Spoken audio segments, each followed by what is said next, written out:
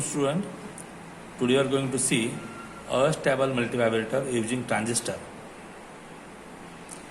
An unstable multivibrator has no stable states.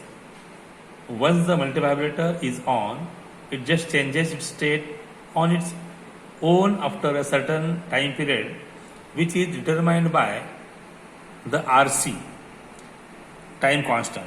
A DC power supply or VCC is given to the circuit for its operation. Now, in the circuit diagram, we are observing two transistors Q1 and Q2 connected in feedback to one another. The collector of transistor Q1 is connected to the base of transistor Q2 through the capacitor C1 and vice versa. The emitter of both the transistors are connected to the ground. The collector load resistor R1 and R4 and the biasing resistor R2 and R3 are of equal values. The capacitors C1 and C2 are of equal values. Operation of unstable multivibrator. When VCC is applied, the collector current of the transistor increases as the collector current depends upon base current. Therefore, IC is equal to beta IB into IC.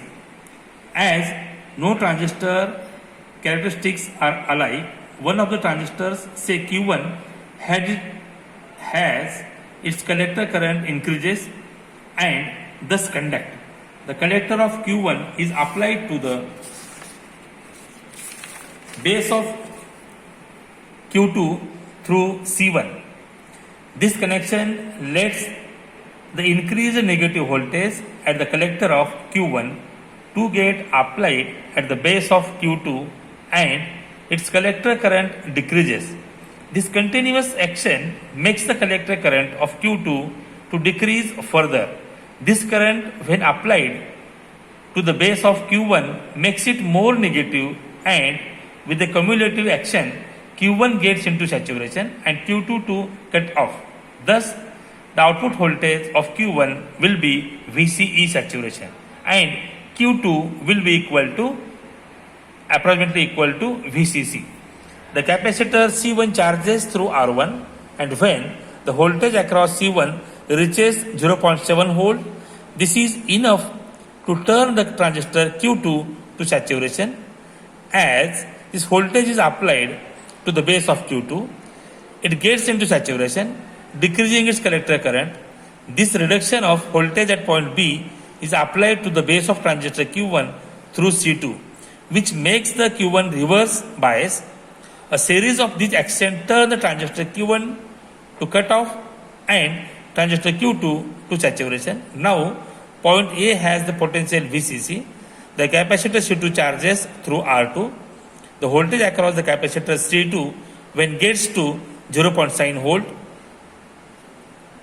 which turn on the transistor Q1 to saturation. Hence, the output voltage and the output waveform are formed by the alternate switching of the transistor Q1 and Q2. The time period of these on-off states depends upon values of biasing resistors and capacitors used, that is, on the RC values used.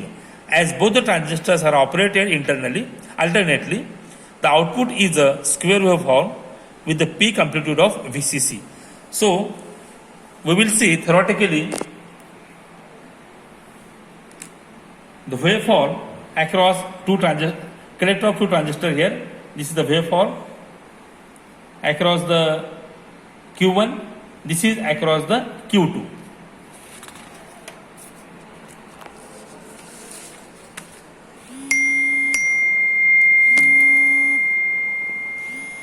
जाऊ दे बाजूला.